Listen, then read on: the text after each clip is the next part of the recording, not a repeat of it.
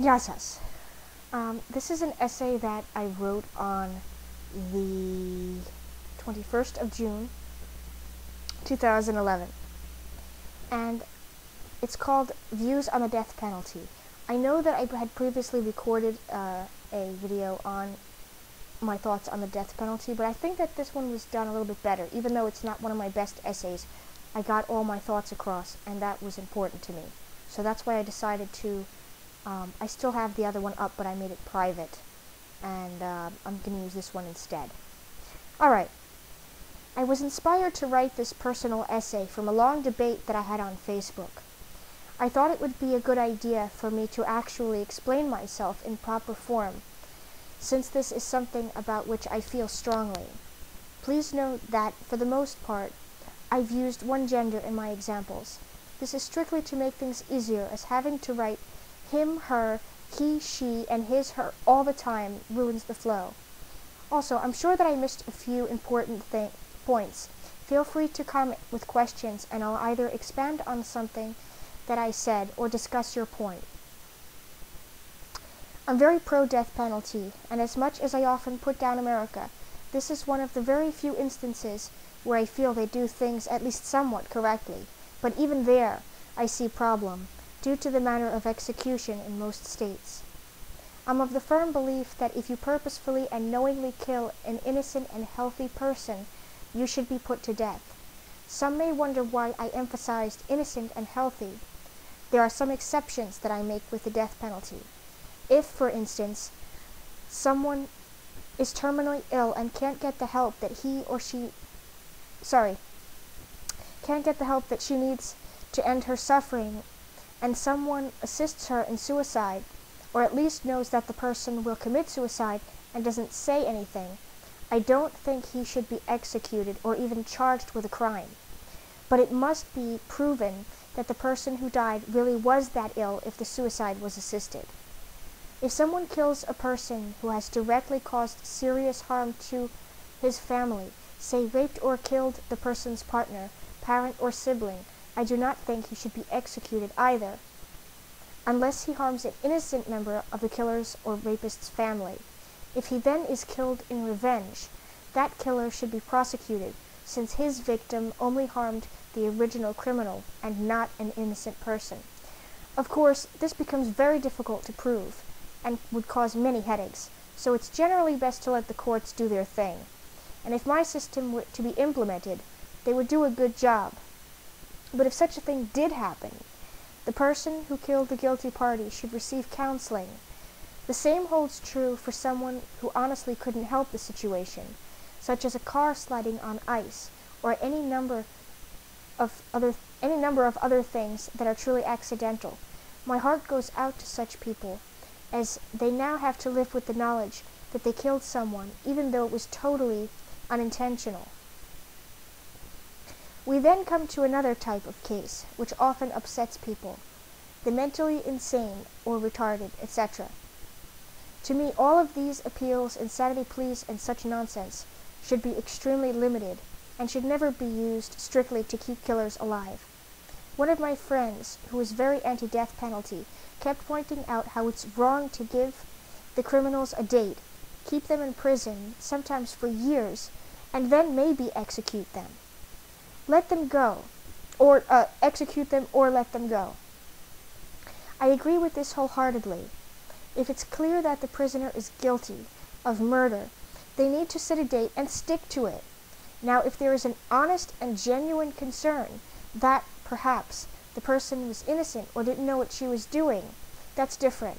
These cases really do need time to be investigated so that the chance of executing an innocent person is greatly reduced.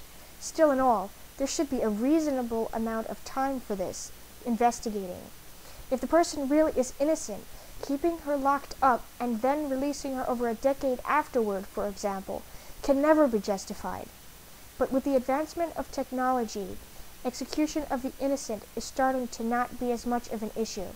Still, it is the one and only argument that makes sense to me when it comes to abolishing the death penalty. That said, there was obviously a pretty strong case against this person for him to be on death row, for her to be on death row in the first place, or she wouldn't be there. If this is not the case, then it's the justice system and the judge, lawyers, or police, etc., who need to be questioned. In cases where the person's insane or didn't know what he was doing, and where the situation will be permanent, it's best to humanely euthanize him. Here, I would be fine with lethal injection. Here, I would be fine with lethal injection or any other means of death that is quick and painless, as the goal is to eliminate suffering, not to punish. I simply can't justify spending taxpayers' money to keep someone alive who either A, can't be left out into society because he might potentially kill again, or B, who honestly has no clue what's going on, mentally retarded, and will be forced to live out a punishment for something that he doesn't even understand. It's difficult in the case of children who can be rehabilitated and taught, but most of those are accidents anyway. But if there's no chance of rehabilitation, what's the point in wasting economic and human resources? Spending the money to work on helping children, teens, and those who are innocent of such crimes so that they don't become criminals is a far better option. On a related note, in no way, shape, or form am I excusing child abusers, whom I feel should undergo various forms of torture or execution, depending on the severity of their crimes. But I know several people who were abused, and they certainly didn't turn into rapists and serial killers. So I'm sick of that excuse as well. If you're that much in need of help, go find a psychologist.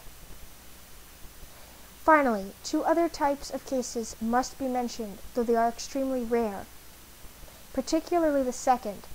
The first is that of someone who has clearly murdered someone, but then performed an act of heroism. For example, a man shot his wife, but then saved a busload of children, or jumped into a river to save a drowning person. Here, we have a clear murderer, but also a hero. Rather than simply execute, I think that it's important to psychologically test the person to see whether or not he would kill again, or if this was an isolated incident. If it is determined that he will kill, I say keep him in prison or in a psychiatric ward, or if he's extremely dangerous, euthanize him. If he's determined to be safe, then release him on parole. The second case is of one of more who tries to overthrow the current government of the nation. As might be expected, this kind of crime would normally lead to execution, and rightfully so. But there's a perfect example of what happens if the government is indeed overthrown, and for the better. Of course, I'm talking about the revolution of the 21st of April, 1967. Here, we have a dilemma of epic proportions. According to the law, the colonels should have been executed, no questions asked. In fact, they were not, since the death penalty was abolished at the time. But supposing that it were not, and I was judge, I would have to rule against the law in this case. This is not merely because I love the colonels, either. In fact, had they been caught on the 21st of April, 1967, I might have even executed them, since I would have no idea what they would have done. Even had I asked them, I'm sure they couldn't explain it in detail, since it's truly impossible for humans to look that far ahead. That said, I would have given them the chance and maybe tried to judge from there, but that's on the assumption that they would tell the truth, which is another problem here. But in 1975, it was quite clear what they did and that the good far outweighed the bad. They also didn't kill anyone directly, so I would need to acquit them, or at the most, give them some extremely light prison time, no more than 5 years, or some kind of community service, or fines. There are many methods of execution, from a simple hanging to an expensive lethal injection. I feel that the more suffering you gave to your victims, the more, in turn, you should suffer. I don't like the idea of lethal injection and being humane in many of these cases. These are mentally competent killers. It was pointed out in the discussion that Socrates was executed and was allowed to choose his own time and method of execution. He was even allowed to say goodbye to his family. Do these killers, particularly the really brutal ones who rape and torture their victims, allow them to do these things? I think not. Why should they be treated humanely after acting like monsters? I say bring back hanging, the electric chair, and the firing squad. Many would be concerned for the families of the murderer, but I look at it this way. This person deliberately killed an innocent human being. It's not as if he was taken from his family randomly or as a result of a horrible crime on the street. He was tried and convicted of murder and sentenced to death. He wouldn't be in the situation had he not murdered someone. My only concern here is for the executioners and or torturers, since this is bound to take a psychological toll on them. I think they should go through counseling and extensive training to ensure that they don't take their anger and frustration out on their partners or anyone else at home. Having to execute the executioner is never pretty. Torture is another topic often discussed along with the death penalty. There are even those who consider it to be torture within itself, and depending on how it's carried out, they may be right. I'm personally an advocate of torture, used under very specific circumstances and for specific reasons. Harming the country, particularly Greece in my case, and children are the top offenses where I feel that it's not only permissible, but preferable.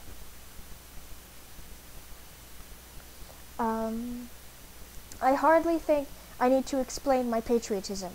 I put my country above all, except the gods, and even then, I would prefer to stay in Hellas, even if they told me they were damning her. So it's no wonder that I feel protective and or frustrated if someone were to harm the nation or have information which could have a serious impact on national interests and wasn't sharing it. I was not abused at any time in my life and have decided not to have my own children, but I feel an overwhelming desire to protect them. And whenever I hear of such monstrosities as the so-called mothers who drown, burn, beat, etc., their children to death, and one recently who raped and killed her boyfriend's 17-month-old son, I become totally enraged, past the normal point of execute and be done with it, and want to see them suffer as much as possible. If you're pregnant and you don't want to have the child, have an abortion or put the child up for adoption. I'd add those who've harmed the elderly and the animals and the disabled in this category of criminals as well, since they are defenseless and or can't get away as easily. There's simply no excuse for that kind of behavior. The same holds true for rape, wherein it can be proven beyond a reasonable doubt that the person is guilty and is not merely being accused for the accuser's gain. Finally, there are those who argue that prison is a good alternative to the death penalty, but they've changed a lot over the years. That's fine for the petty criminals. I don't think that they should be treated in the same way. But much of the harshness is gone that made people afraid of going to prison in the first place. I bet that there are some poor people who commit small crimes just to get out of the cold, have a roof over their head, and something to eat. This is very sad, and I think they should get help if they want to work and better themselves, or if they are unable to do so due to a disability. If there were still chain gangs, and if prisons for serious criminals were still harsh, I might agree that perhaps certain murderers, those who weren't serial and didn't torture and or rape or abuse their victims, could benefit from it. But they've got gyms, televisions, internet, the chance for a free college education, and so on. That's hardly rough time. Still, if there is a chance of rehabilitation, then I think the family of the victim should decide what should be done. The problem, of course, is knowing which people can be rehabilitated and which cannot. But if we must keep those who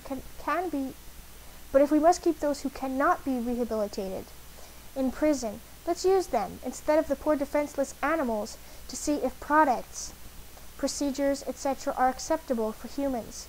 I know many will think that's cruel and will inevitably say, but they're human too. But to me, once you kill the innocent on purpose, particularly if you harm a child, you've lost the right to be called human in my book, and are now subhuman. Whatever is done to you, you deserve.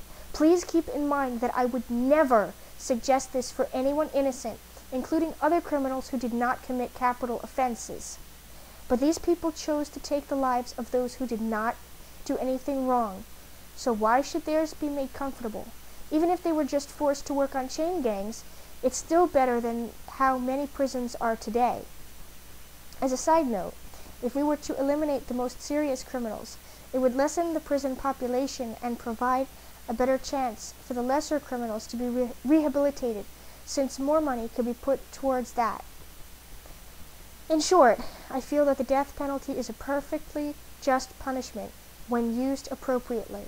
Certainly, using it for minor offenses is never justified, but when it's used against murderers and other serious criminals, it's economically and morally sound. That's it.